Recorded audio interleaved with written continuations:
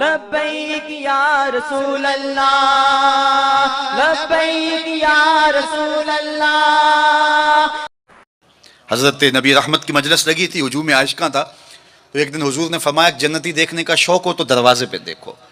کہتے ہیں ہم نے دیکھا ایک بوڑھا شخص ہاتھ میں جوتا پکڑا ہے بائیں ہاتھ میں، اور تازہ آثار وضو اس کی داڑھی پر نمایاں ہیں، تو وہ مسجد میں داخل ہوا۔ خیر اگلا دن ہوا تو پھر کہا اگر کسی کو جنتی دیکھنے کا شوق ہے تو دروازے پہ دیکھو۔ ہم نے کہا دیکھیے آج کون خوش نصیب آتا ہے، تو وہی بزرگ دوبارہ آئے، بائیں ہاتھ میں جوتا پکڑا ہے اور آثار وضو چہرے پہ حویدہ ہیں۔ تیسرا دن آیا تو پھر کہا جنتی دیکھنے کا شوق ہے تو دروازے پہ نظریں رکھو۔ ہم نے دیکھا تو وہی بزرگ اسی حالت میں آئے۔ مجلس ختم ہوئی تو میں ان بزرگوں کے پیچھے چل پڑا۔ حضرت عبداللہ بن عمر کہتے ہیں کہ میں جب پیچھے چلا تو انہوں نے کہا کیسے میرے پیچھے آ رہے ہو؟ میں نے کہا ابا جی سے کوئی شکر رنجی سی ہو گئی ہے، لڑائی سی ہو گئی ہے، تو میں 3 دن آپ کے پاس گزارنا چاہتا ہوں، تو مجھے آپ رکھ لیں گے؟ انہوں نے کہا کوئی بات نہیں، آ جاؤ۔ کہتے ہیں میری آرزو تھی کہ میں دیکھوں کہ یہ عمل کون سے کرتا ہے۔ حضور نے فرمایا جنتی دیکھنا ہے تو دروازے پہ دیکھو، 3 دن یہی آتا رہا۔ کہا اس نے کہا کوئی بات نہیں، آ جاؤ۔ میں ساتھ چلا گیا۔ رات جب سوئے تو میں نے چادر اوڑھ لی اور میں اس طاق میں تھا کہ دیکھوں کہ یہ عمل کون سے کرتا ہے، لیکن وہ ساری رات سویا رہا۔ اتنا تھا جب کروٹ بدلتا تھا تو رب کے نام لیتا تھا۔ اس کے علاوہ صبح اٹھے، میں بھی اٹھا، نماز فجر ادا ہوئی، ناشتہ کیا، کھیتوں میں چلے گئے، باغ میں پانی کیا، گوڈی کی جو بھی معمولات تھے، ظہر پڑی، مغرب عشاء، رات ہوئی تو پھر سو گئے۔ میں نے سوچا کل میری وجہ سے ہو سکتا ہے معمولات ترک کیے ہوں، لیکن معمولات کا عادی شخص روز معمولات ترک نہیں کر سکتا، تو دیکھتے ہیں کہ آج کیا ماجرا ہوتا ہے۔ میں سو گیا بظاہر لیکن جاگ رہا تھا، لیکن وہ ساری رات سویا رہا، صرف کروٹ بدلے تو رب کا نام لے۔ کہا خیر وہ وقت دن بھی گزرا۔ تیسرا دن گزرا تو جب 3 دن بیت گئے، صبح ناشتہ ہوا تو میں نے کہا کہ میری ابا جی سے کوئی لڑائی نہیں ہوئی تھی، کوئی میرا الجھاؤ نہیں ہوا تھا۔ میں نے حضور سے سنا کسی نے جنتی دیکھنا ہے تو دروازے پہ دیکھو، 3 دن آپ ہی بابا جی آتے رہے، لیکن مجھے تو کچھ دکھائی نہیں دیا۔ 3 راتیں اور 3 دن میں نے آپ کے ساتھ گزارے۔ تو وہ بزرگ فرمانے لگے کہ اے ابن عمر ایسی کوئی بات نہیں ہے کہ میں نے تمہاری وجہ سے کوئی عمل چھپایا ہو، میرے وہی معمولات ہیں جو تم نے 3 دن میں دیکھے، کوئی الگ سا عمل ایسا نہیں تھا جو تم سے میں چھپا لیا ہو، لیکن ایک میرا عمل تم نہ دیکھ پائے، اور وہ اگر تم اور بھی دن میرے ساتھ گزارتے تو نہ دیکھ پاتے۔ تو مجھے تجسس ہوا، میں نے کہا کہ وہ عمل کون سا ہے؟ تو وہ فرمانے لگے تم نے محنت کی، 3 دن رہے، میں تمہیں بتا دیتا ہوں۔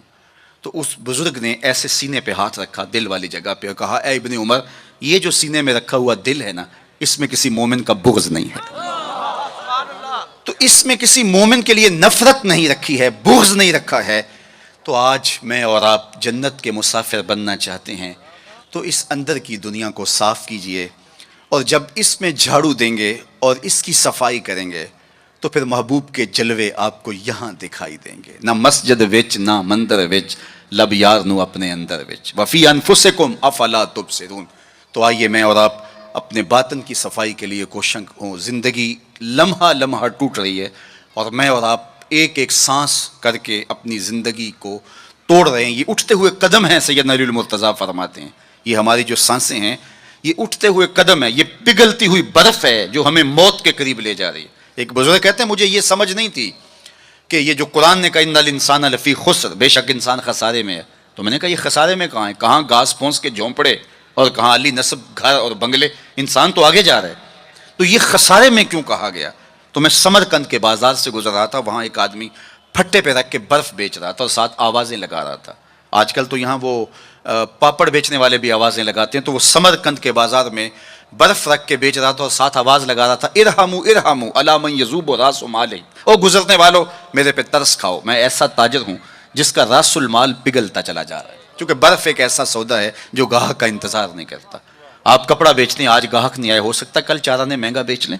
آپ پیٹرول بیچتے ہیں، ہو سکتا ہے پڑا 6 روپے اوپر چلا جائے، آپ کروڑوں کے فائدے میں چلے جائیں، لیکن اگر برف کا کل گاہک آپ بھی آ گیا اور مہنگی بھی ہو گئی، برف ہی نہیں ہوگی، تو وہ کہتا ہے لوگوں میرے پہ رحم کرو، مجھ سے برف لو، میں ایسا تاجر ہوں جس کا راس المال پگھلتا چلا جا رہا ہے۔ ارحموا ارحموا الی من یذوب راس مالہ، تو قدم رک گئے اور کہا کہ مجھے ان الانسان لفی خسر کا ترجمہ سمجھ میں آ گیا۔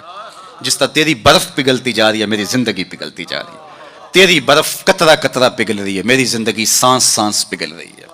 اگر تو اب بیچ لیتا ہے، اس کے بدلے درہم لے لیتا ہے، دینار لے لیتا ہے، پارچہ جات لے لیتا ہے، کوئی جنس لے لیتا ہے، تجھے 4 آنے بچ جائیں گے، اور میں بھی ان سانسوں کے بدلے درود پڑھ لیتا ہوں۔ ان سانسوں کے بدلے نماز پڑھ لیتا ہوں، سانسوں کے بدلے قیام کرتا ہوں، رکوع کرتا ہوں، سجود کرتا ہوں، کسی دکھی کے کام آ جاتا ہوں، کسی پریشان حال کی پریشانی دور کر دیتا ہوں، تو یہ میری سانسیں کام آ گئی۔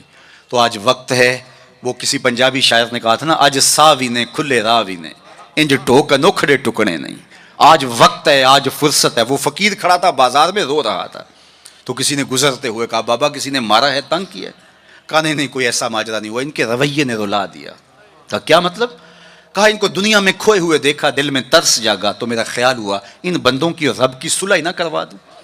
تو کہا پھر کیا ہوا؟ کہا میں نے اس سے بات کی، آواز آئی لے آ میری چوکھٹ پہ، ایک آنسو سے سارے گناہ معاف کر دوں۔ میں بڑا خوش ہوا، میں ان سے بات کی، یہ الٹا میرا مذاق اڑانے لگے، جا بابا اپنا کام کر، تمہیں کیا پتا ہوتا ہے دنیا اور دنیا داری کیا ہوتی ہے۔ تو وہ تو مان رہے، یہی نہیں مان رہے، تو مجھے اس پہ رونا آ گیا۔ خیر وقت گزر گیا، اگلے دن وہی شخص قبرستان کے قریب سے گزرا، دیکھا وہ فقیر وہاں کھڑا بھی رو رہا تھا۔ کہا بابا بازاروں میں بھی روتا ہے، قبرستانوں میں بھی روتا ہے، آج کیا ماجرا ہے؟ کہا کہانی کل والی ہے۔ کہا کیا مطلب؟ کہا ان سے مایوس ہو گیا تو آج ادھر نکل آیا، اور میرا خیال ہوا آج ان کی اور رب کی صلح کرواؤں۔ تو تجسس سے پوچھا آج کیا بنا؟ کہا آج یہ مان گئے وہ نہیں مانتا، کل وہ مانتا تھا یہ نہیں مان رہے تھے، اور آج یہ مانتے ہیں وہ نہیں مانتا۔ وقت پر کافی ہے ایک قطرہ بھی آب خوش ہنگام کا، جل گیا جب کھیت برس امی تو پھر کس کام کا۔ آئیے میں اور آپ اپنے رب سے اپنے تعلق کو جوڑ لیں، اپنی زندگی کو کبھی بھی نماز سے محروم نہ رہنے دینا۔ سونے سے قبل 5 انگلیاں بھی گن لینا اور 5 نمازیں بھی گن لینا۔ اس شخص سے بڑا بدبخت کوئی نہیں ہے جو رب کے حضور سجدہ ریز نہیں ہوتا ہے۔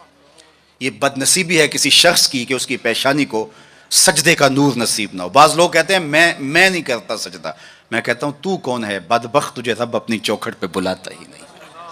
اتنا بد نصیب ہو گیا ہے کہ تجھے دھتکار دیا گیا، حی علی الصلاۃ حی علی الفلاح، 5 وقت صدائے دل نواز سنتا ہے لیکن تیرے قدم نہیں اٹھتے، تجھے توفیق نصیب نہیں ہوتی۔ اس سے معافی مانگ اور اپنی زندگی کو سجدوں سے آباد کر۔ مخلوق خدا کے ساتھ شفقت یہ اللہ اور اس کے رسول کی قربت کا ذریعہ ہے۔ میرے والد گرامی فرمایا کرتے تھے اگر تم چاہو کہ حضور تم سے پیار کریں تو حضور کی امت سے پیار کیا کرو۔ آپ کسی کے بچے کی گال سہلائیں، اس کو پیار کریں تو اس کے باپ کے دل میں آپ کے لیے پیار پیدا ہو جاتا ہے۔ تو حضور کی امت سے پیار کریں گے تو حضور تم سے پیار کریں گے۔ اللہ آپ کو سلامت رکھے، دنیا آخرت کی برکتیں آپ کی روحوں میں ڈال دیں۔